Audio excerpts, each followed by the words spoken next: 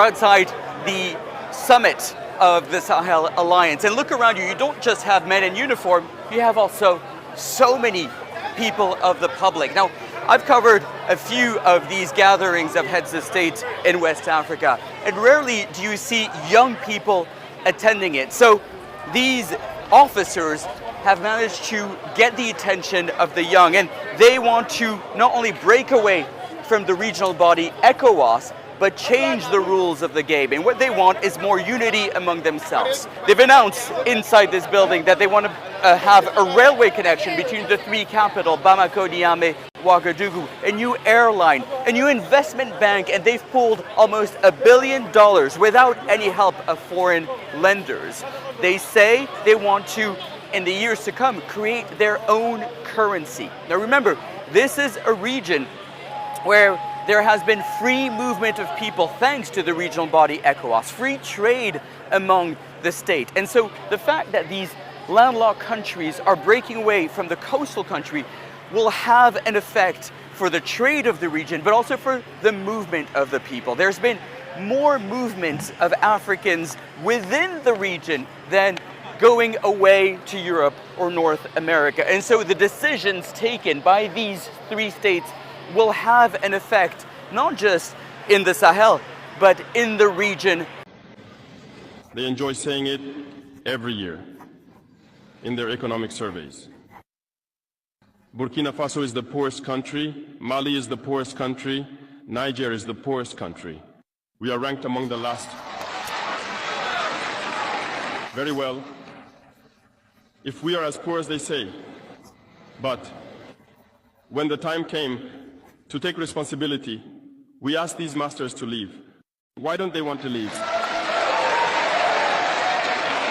When we take the case of Niger, for over 40 years, some countries have been exploiting uranium to produce energy for themselves. From Ottawa to Paris, the streets are lit up. That's the light. But in Niger, it's darkness that is served to us. When you go to our states, our lands are riddled with holes, everywhere in search of precious metals like gold, but often there isn't even the slightest accessible road to reach the areas where they exploit gold, let alone some basic social services. That's why we decided to revolt and take the destiny of our countries into our own hands. There are many other examples. But when we decided to do so, well, we were approached by some armchair slaves to deliver the message of their master, because they had created this kind of polymer chain that rises to the head of our states to serve them. And we came to break the chain. And it's inconceivable for them. They approached us and asked us to fall in line, to become part of the elite that must lead Africa. Because they have a trained and conditioned elite that they must follow, who are embedded in that chain. We refused Bawafat to fall in line with them. And from then on, hostilities began. They have infiltrated our areas with several mercenaries, trainers. Agents have descended into the Sahel, hoping to carry out barbaric, cowardly attacks against our populations, hoping to incite them to revolt. In addition to these on-the-ground attacks, communication attacks, manipulation, and disinformation are rampant in their ranks. But the people of the Sahel have understood, and never again will they be manipulated. They know where they come from, they know what they are doing, and they know where they are going.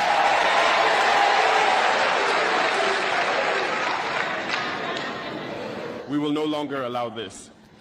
People are awake and fighting today, not for ourselves, but for future generations.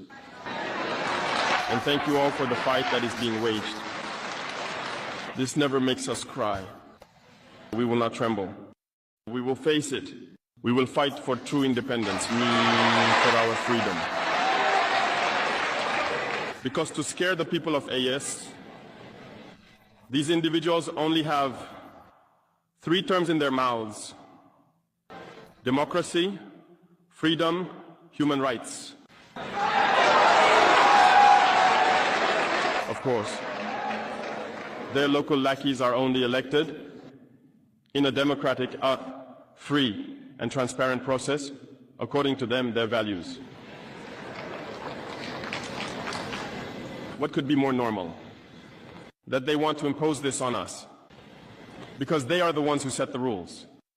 Very well, we have decided to take responsibility for ourselves. That's why on July 26, 2023, when Niger decided to turn the page, the armchair slaves and their masters got on their high horses.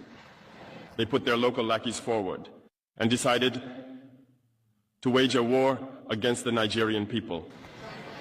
So we said, anyone who dares to attack Niger will face us, because we will wage a relentless war to the last drop of blood against anyone who dares to attack our state. This statement, this decision we made yesterday is relevant today and will be relevant tomorrow and forever. Thus.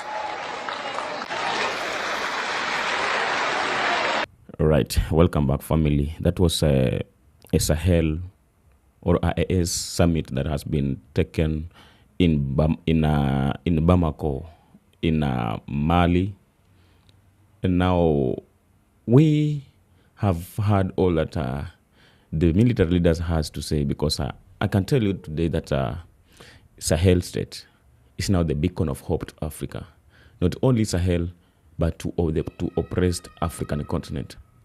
Sahel today is the beacon of the hope to the oppressed African continent, because all that they are discussing today is what I think that every leader today in Africa should have been discussing. But African leaders are busy doing their own things. They have forgotten the great agenda of Africa. They have forgotten all that is affecting Africa and what they can do to make sure that they save African continent from the hands of the oppressors, from the hands of the people who don't have any interest of the African continent, but they're only thinking on how to benefit themselves while the rest of Africans are suffering. The African continent is being exploited, is being looted, but we are having leaders who don't care about all that's happening.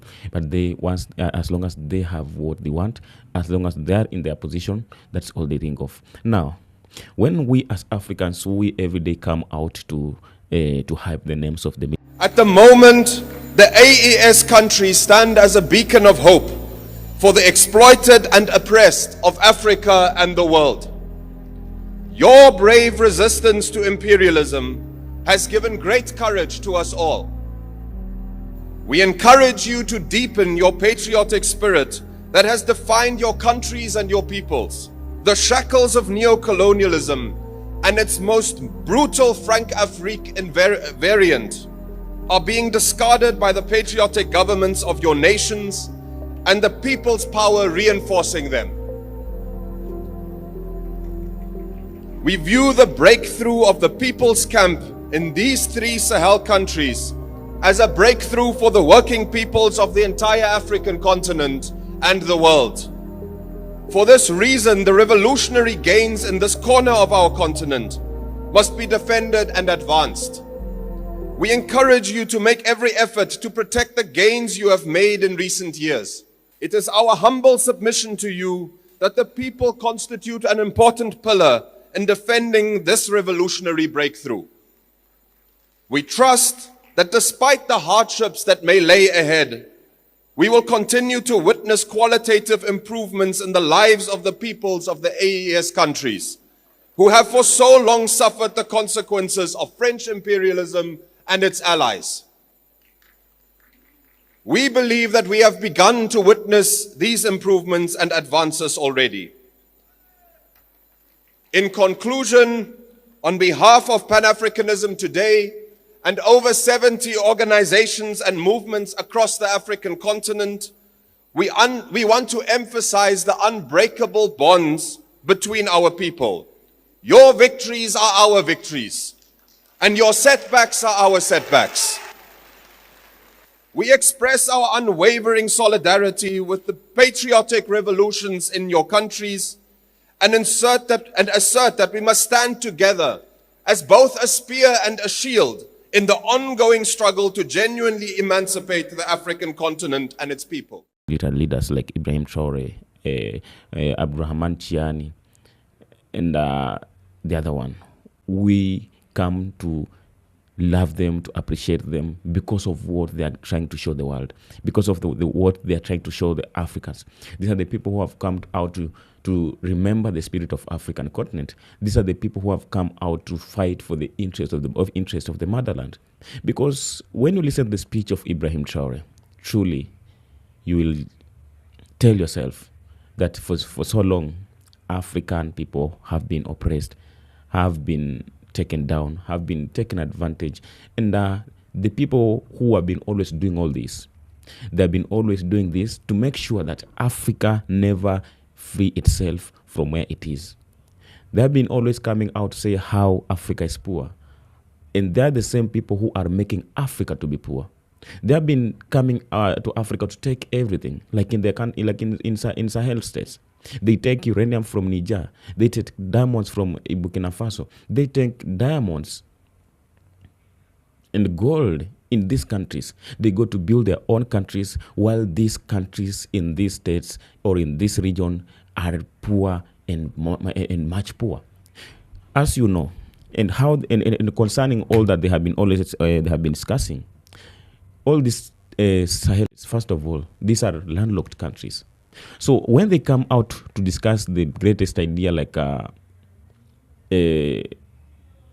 opening up the airstrips, opening up the railway station, the railways, connecting the highways that will connect all these three countries as the Sahel region, as the Sahel states in this region, so that people will be able to move freely. Goods will be able to move freely. Then this means that the business is going to improve in this region. This means that the job opportunity is going to be created in these regions. This means that the people are going to move from one point to another without any question or any restrictions. And this is just an example. All that the Sahel leaders are doing is just an example of what should be done in an African continent. When we come out to speak about the borderless Africa, when you come out to say that we need a free African continent, living under one military, under one currency, under one government, this is what we mean. So Sahel state is just trying to come out to show Africa what Africa should be doing today. They are just coming out to give an example of what some great leaders like Nkrumah were trying to speak about. But maybe people who lived those days, they never understood all that these people were trying to mean. Now their spirits and their vision has come again to repeat itself, so that Africans can wake up, can open their eyes and try to figure out what are we supposed to be doing. Because the people who have been always coming to Africa to put us in this position or in this status that we've been that we have been in for so long, they cannot be happy to see this kind of progress in Africa. That's why, we all know that they have tried for so long, for so many times, to eliminate Ibrahim Traore, just the same way they eliminated other leaders who tried to do what Traore is doing with his alliance. Today, all the agreements that was there for the minings and everything that was binding the Sahel states and France, after they terminated and eliminated it, that's when the French people and the government started to face the challenges. That's when they came to realize that Africans have awakened. Africans are serious. And what they're doing something that's going to help them. And they have been always fighting Traore because they have never wanted to see any African coming out to know the truth and trying to awaken other Africans, trying to expose how evil the French have been always doing to Africa. Because for true and for sure, no colonizer has ever held the interest of building Africa. No one, not even a single one. Because they cannot build Africa, we have to remain poor so that they can be having every reason to come every day to tell us that, you can do it. You can't do it. You are poor, so you need our help. You need our influence. You need our presence. But according to that, due to their presence in Africa, they have never did anything good. They've never did anything good that would have come to bring any change or any revolution to African continent. Because that's why you see, if you want to know that we are talking what is happening, what has been happening all that long, any African leader who was assassinated, what was the crime? The crime was that he was trying to speak about the unity of Africa, the independence, and the awakening of Africa. The same like what Sahel leaders are doing. That is the crime they committed, which cost their life. So they have been always keeping Africa not to do these kind of things, so that we can continue being poor. We can continue being stuck in one position, so that they can have the authorities, the control and dominance of African continent. So at this time, all that is happening, it is happening against their will, against their wish. But because we are not afraid of doing this, because we are not those generation that was told to wait, that was told to bow and to beg. Today we are not begging, we are not waiting, but we are waking up to go and do what we supposed to be doing that will bring a change to the African continent. I salute Captain Ibrahim Traore and the Sahel leaders for the great things and the great hope that they are giving to Africans. So all this great agenda will not be achieved by Ibrahim Traore and his Sahel leaders. But this is something that is supposed to be done by the entire black people, the entire Africans. Because when this African continent will be liberated, we will all benefit from it. Not only us, but the people and the coming generation will come to benefit from what we are doing today. Today, as how Sahel is fighting for the independent and free Africa, this will not benefit only them, but will benefit the entire continent. Because today, when there is free movement in this region, there is more companies and factories that have been opened up. There is like railways. The trains are transporting goods from one position point to another. There is more. This means that even the products that they have been always, or all these minerals that they have been always exporting to other countries, selling at a cheaper price as the raw materials, they're not going to do this, but they're going to refine their own goods, their own minerals, sell it out across Africa, making a lot of profit that will build up the African continent and building their own economy, which will bring a change and the total change, and the people of this country will come to enjoy the best leadership that they have never ever experienced since they started to live in this country. We started today, we have the testimonies, how the Burkina Faso and these all Sahel leaders were looking compared to how they are looking today.